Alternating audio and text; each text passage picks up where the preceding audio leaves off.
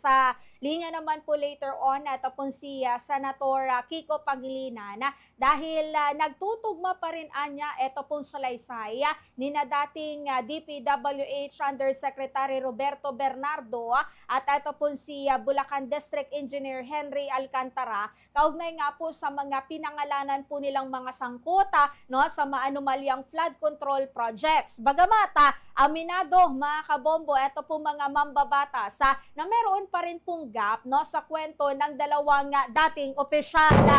Malay po natin kung before po sila sumalang kasi alam niyo lahat naman po tayo ngayon po pwede na po tayong gumawa ng kwento, po pwede po tayong mag-create ano po or mapag-usapan po natin, lalo na kung hindi din naman po kasi nagkakalayo ito pong ugnayan na ito pong si Bernardo at maging na ito pong si Alcantara baka mag-BFF po talaga yung mga yan, best friend forever na tinatawag po natin, diba? So bago po sumalang yung mga yan, para hindi po sila malaglaga, para hindi po sila gisado sa kanila pong sariling mantika, kumbaga mga kabombo, nag-usap na yan, napaka-imposible naman, diba? Ano yan, timely lang, or ano yan, kumbaga kahit pa siguro sabihin po natin na, uy, nagmamatch yung mga sinasabi po nila, o di naman po kaya talagang hindi po natin kakakitaan ng pagsisinungaling, eto po nga dalawang individual na ito, pero nasa kamay pa rin po yan at pasya no, ng atin po mga otoridad kung ito ba ay may katotohanan, lalo na at yung mga pinapangalanan, lalo na yung mga kwento po nila mga kabombo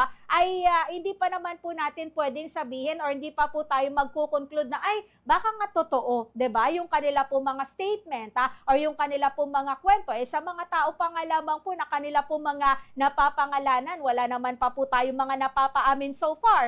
Wala pa pong tumanggap, 'di ba, ng kanila pong mga alegasyon or ng kanila pong mga paratang. So mahirap pang magsabi po ngayon na totoo siguro or legit po siguro. Ito po sina Alcantara, ito po sina Yusek Bernardo or sa DPWH, wala pang malinaw ano po natugon at mahirap mag-conclude sa mga ganito pong ganap po ngayon. Pero narito pakinggan at panoorin po ninyo, ito naman pong bahagi po ng pahayag ni Senator Kiko Pangilinan. Parang, well, on its main points, mukha namang nagko-corroborate. No? If there are some gaps, siguro sa susunod na mga mga hearing, pwede nila sagutin. Sir, better ba na magsalita na rin itong sina Speaker Romualdez at saka si Congressman Saldico? Well, sinabi naman nila, haharapin nila, di ba? So, abangan natin sila. Pero hindi sila pwedeng obligahin na humarap dito, sir? Out of courtesy, dapat invitation, di ba? So, ang alam ko, iimbitahin sila Dito sa Senate. Pero magko-focus muna sa Linas. Bombo, ito po naging bahagi po ng pahayag ni Senator Kiko Pangilinan patungkol naman po sa nabanggit na usapin.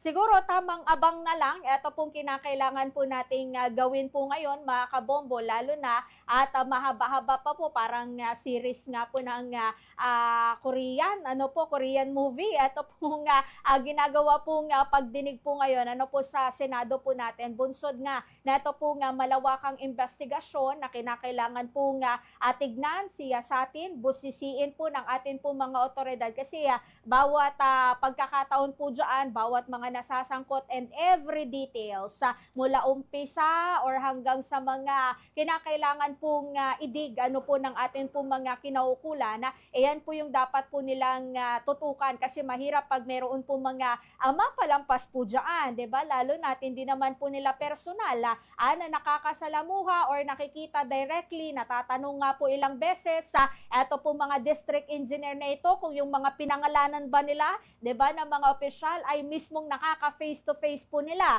Sila ba mismo eto pong inaabutan po nila? Hindi naman daw. So, ang involved na naman diyan yung mga drivers, yung mga tauhan, eto pong mga individual na ito, 'di ba? So, kung kinakailangan lahat ng mga mababanggit, lahat ng mga sangkot, 'di ba, yung tipong nag-deliver ka lang, ikaw pa yung mapapaharap sa atin po mga senador or sa pagdinig po natin. Pero kailangan po talaga yan para once and for all mga kabombo makita at mapatunayan kung sino ba eto pong liable o di naman po kaya kinakailangan pong habol ng atin po mga kinaukulan, lalo na po't malaki ito pong issue na ito na siyang kinakaharap po ngayon dito po sa atin pong bansa.